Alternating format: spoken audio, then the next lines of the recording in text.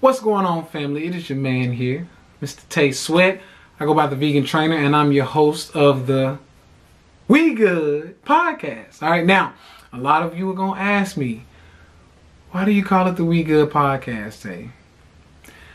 Because a lot of you haters, right? A lot of you people who are just wondering, some of you are just curious about the vegan lifestyle.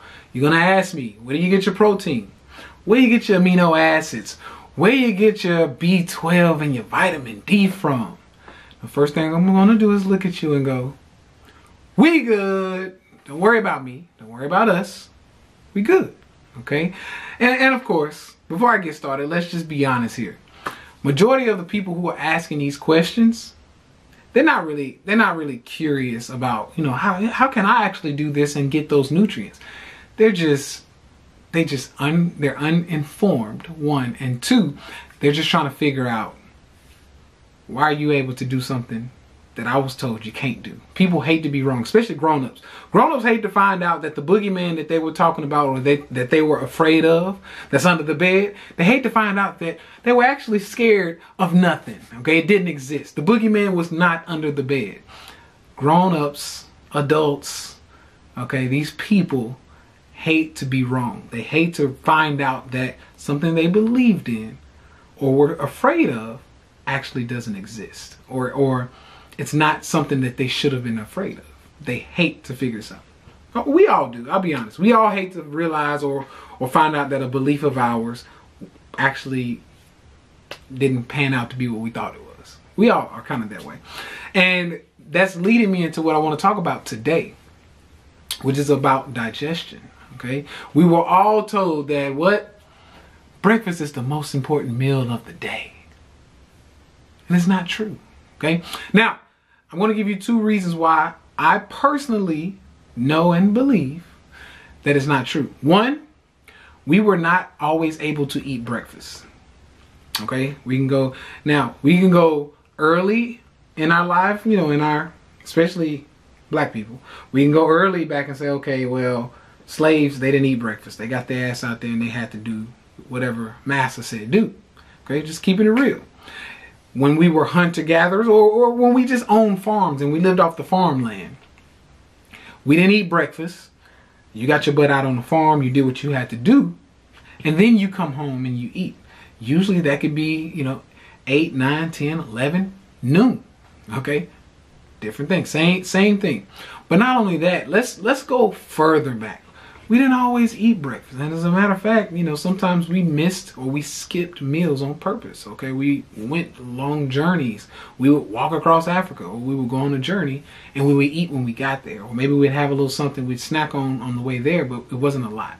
And this is why, if you actually think about it, this is why so many great things come about when we actually fast. If you've ever fasted before, you realize things get better. But we were told, if you don't eat breakfast, you're not going to have energy for the day. And I'm going to get into why I think people are saying this, one, but two, I'm going to get into why I think it's baloney, vegan baloney. All right. So I gave you the common sense way, but now I want to give you what I would consider to be the scientific way. Okay. If you're dealing with what we call a circadian rhythm. Now, the circadian rhythm is something that the body, it pretty much works on, okay? The body works on a circadian rhythm. So from the time we're up and moving throughout the day, all the way until the time we go to sleep, and even while we're asleep, the body is doing something. There's a circadian rhythm. Now, usually this circadian rhythm is in tuned with nature. It's in tune with, okay, we got 24 hours in a day. It works with those 24 hours. So 24 hours, 24 hours. Okay, I'm pointing to myself. I have 24 hours that's going on in my body.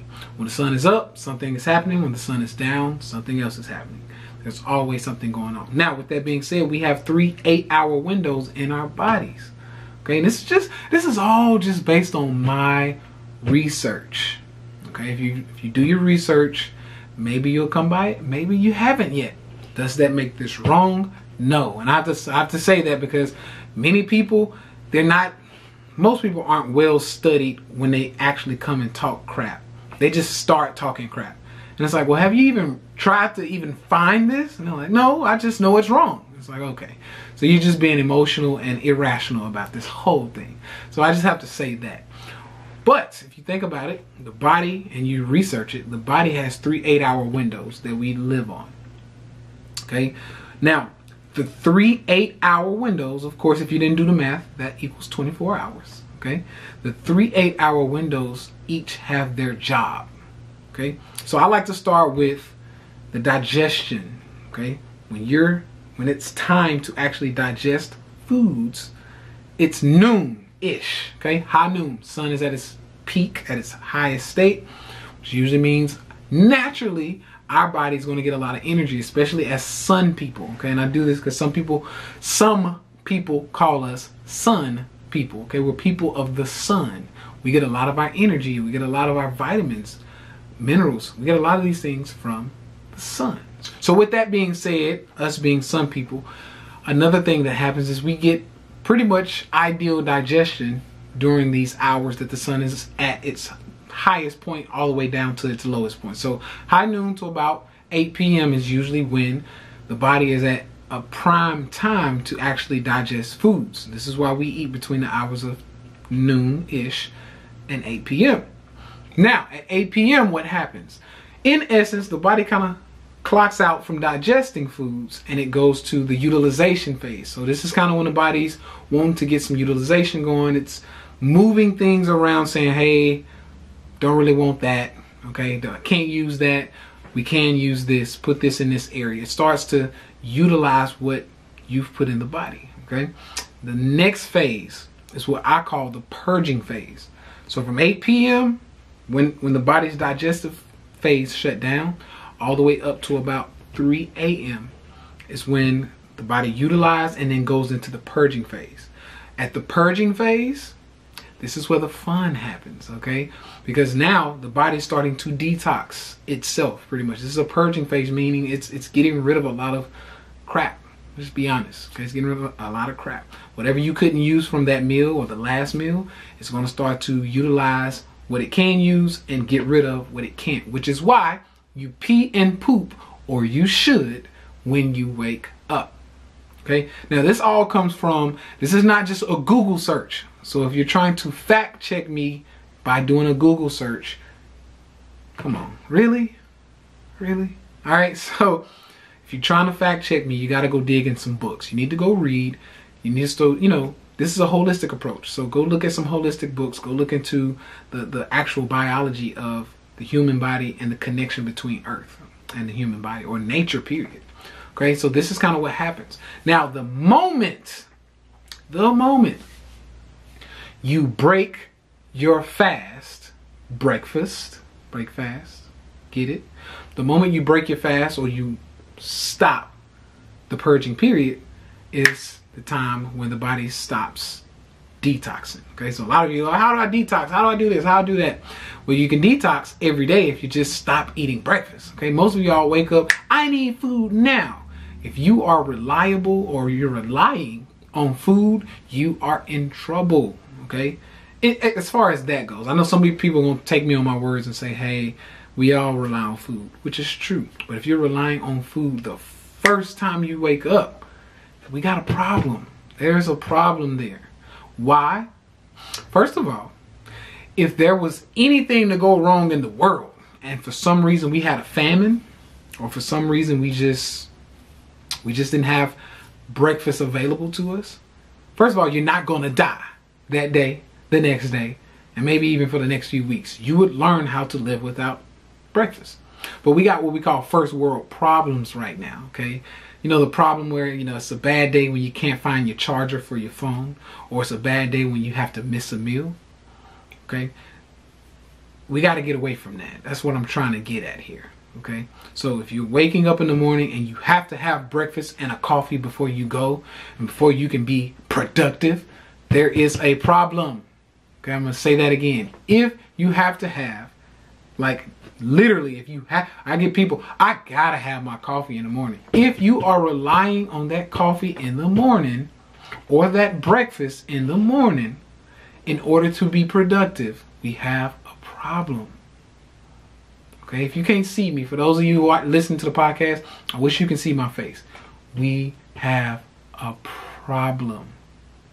Okay, so with that being said, this is something that I try to teach a lot of my clients, because a lot of them come in, they have to have breakfast.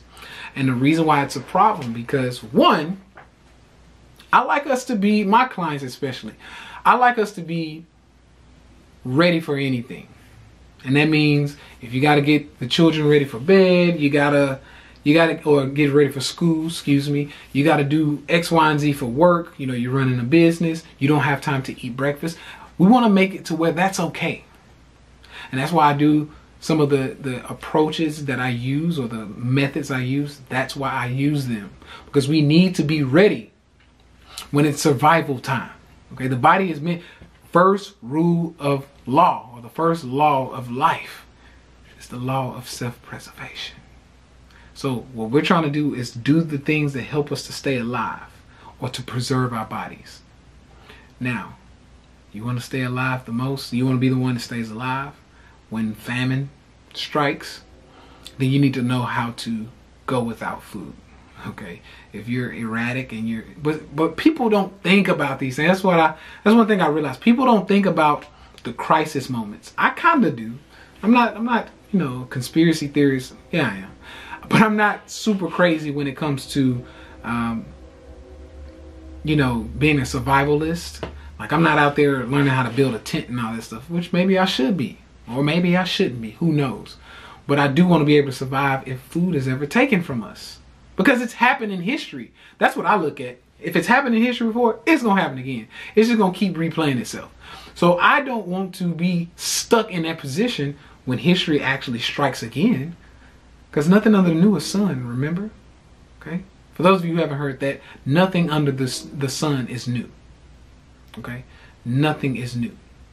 So with that being said, if famine is something that has been a part of our history, it's coming back around. I don't know when, but guess what? You're not going to catch me slipping. Okay? I'm going to be the guy who, you know what? I've gone a week without food. I've gone 2 weeks without food. I'll be okay. That's the position I want to be in. So this is kind of why I kind of set us up. Now, I don't have anybody fasting for a week or two. That's not what I do. But we want to get a better relationship with food. That's what we're trying to do. So when I get a lot of people who come to me and say, well, this is bad advice because a lot of people have eating disorders. Well, guess what? I had an eating disorder as well. And as a matter of fact, when I don't fast, when I don't disconnect the emotion that food has on me, I slowly start to spiral back into that eating disorder. My eating disorder comes from the fact that I grew up in poverty. There wasn't a lot of food available to me, not in abundance the way I have it now. So when I have an abundant amount of food, I try to eat all of it. You hear me? All of it. Now, there are people on the other side who have eating disorders. There are people who maybe they stop themselves from eating, or they, you know, put the finger in their mouth and they started throwing the food up that they eat, you know, whenever they eat, they throw it back up. Those are two different eating disorders. However, they are still eating disorders. And the reason why we want to do or the reason why I use fasting to fix my eating disorder, not really fix it, but to help with it, is because I get a better or a healthier relationship with food. I realize that it's not against me. I realize that I don't necessarily need the types of foods that I'm trying to eat. It helps me to realize that food is just fuel. I'm okay without it. That has helped me tremendously. And as a matter of fact, even on the other side, some of you, this is controversial. A lot of you may not agree with me, but even on the other side, I've had this work for people who have the bulimia type of eating disorders. Because they realize, hey, I can do a healthy fast and then I can come back and eat healthy foods. It's only a disorder when you're actually contributing to a demise of the body or detriment to the body. But fasting actually helps the body because it resets lots of systems. Okay, it helps to clean the organs or clean those arteries that may be clogged up. It helps to reset and help to produce more hormones. Okay, and then if you come back and eat right, the right things, then it sets you up for a better utilization phase. Okay, so these are a lot of things that's going on.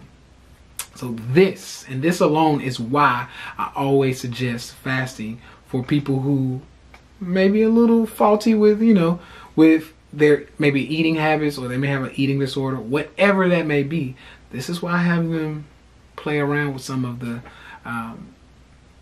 ways of fasting. Some people do intermittent, 16 hours. Some people do 24. Some people do 48, 72, a week. Just depends, okay? I personally think it's based on the person. So that is my outlook on the digestive system and how to use nature and common sense to prove that we're eating too much. Okay, and that's what overall, that's what this comes down to. As a society, we are overeating. We're eating way too much. 9 times out of 10, if you're eating, and when I say too much, I mean too frequently.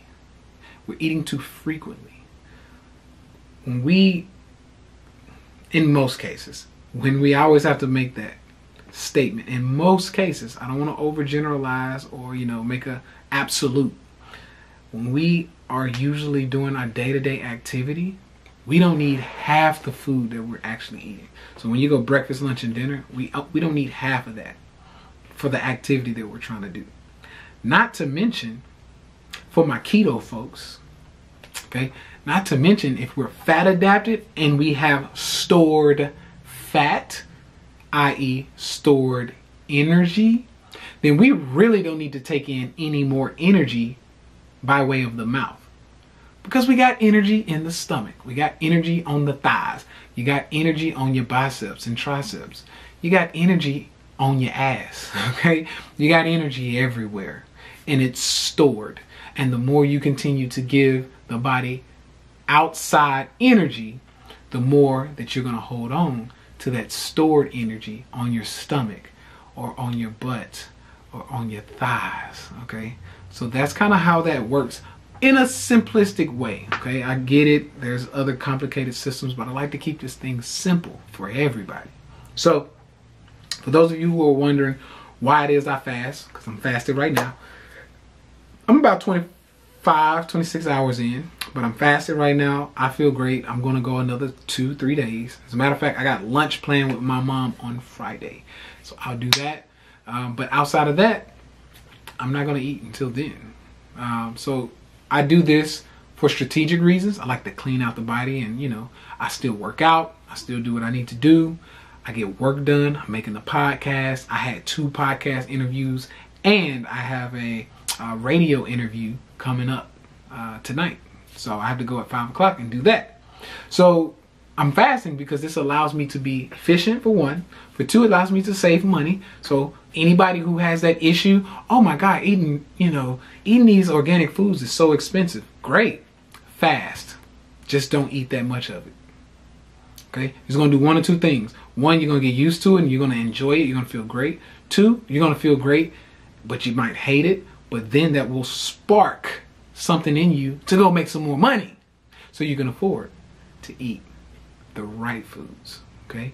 And number 3, it could cause this, but this is the worst one. Or you can give up, not fast because it sucks, and then not be motivated to go make more money and just go back to eating cheap food. That's the third alternative. But I like the first 2. You can either get used to it and feel good doing it regularly, or you can get motivated, go make some more money so you can afford more foods. You can afford to eat more of the good foods instead of settling for the cheap, the crap. That's how it's done. So when anybody comes, oh, I got kids, I got to do this, I got to do that, I can't afford this, I'm a college student, Okay, cool. You can't afford that food? How much can you afford? Oh, I can afford about, $50 a week. Great. You can afford $50 a week. So what we're going to need is usually about $100 a week to feed yourself properly. So what we're going to do is just fast half the time. I just cut them off just like that. And like I said, it does 1 or 2 things. 1, they learn how to make that budget work or make more money. Or 2, they just end up liking it. Like, oh my God, I get so much done. Yes, you do. Which 9 times out of 10, if you get more stuff done because you're not eating, you probably make more money. See how that works? Okay, some of us are just eating our way into the poorhouse. Seriously, like we are literally eating our way into our deathbeds or our poorhouse.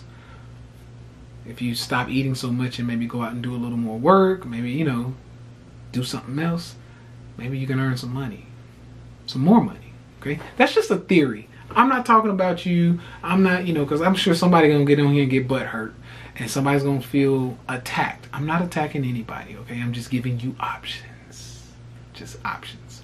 So that's pretty much what I do for a lot of my clients. This is how it works.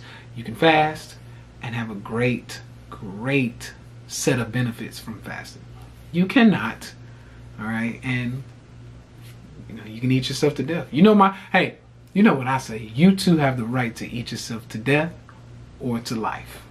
You take your pick, baby. So that's my overlook, or that's my, I guess you can say, my whole overlook on fasting. That's what I'll say. It's my overlook on fasting. This is what I do for some of my clients and why we fast, because we want to be in tune with nature. Okay, not only that, we want to do what's right for the body. Okay, when you size up nature and the body and you put them together, everything works, you know, as it should. But when you separate them and then you're trying to do things against its nature, then things are going to happen. Okay, and this is kind of what I get into, which may be my next podcast. This is what I get into when I'm talking about how nature doesn't want you to be lean, baby. All right, so this might be my next podcast. Nature does not want you to be lean. So for those of you looking to get those abs, guess what? You're going to have to do something against nature. That's just how it works in most cases. Okay, there are some anomalies out there, but in most cases, for the average person, you're going to have to do something against nature to get lean. That's just how it works. So with that being said, my name is Tay Sweat. This is the We Good podcast. All right, if you have any questions, feel free to hit me up on IG. I answer pretty much all my DMs, and not only that, that's where I try to put most of my focus. I want to really help people because I can video chat or video message you back. So I love Instagram. So if you got any questions, hit me up on Instagram. If you want to join my program, or you think you want to join my program, first of all, you better hurry up, because I'm about to shut it down, okay, for the next 3 months, because I'm getting married soon. But hit me up on Instagram there as well. If not, that's okay too. You can go to the email, info@IamTheVeganTrainer.com, and you can hit me up in the email. Outside of that, I want you all to know that I'm here for you. I love you. I'll talk to you soon. Peace out.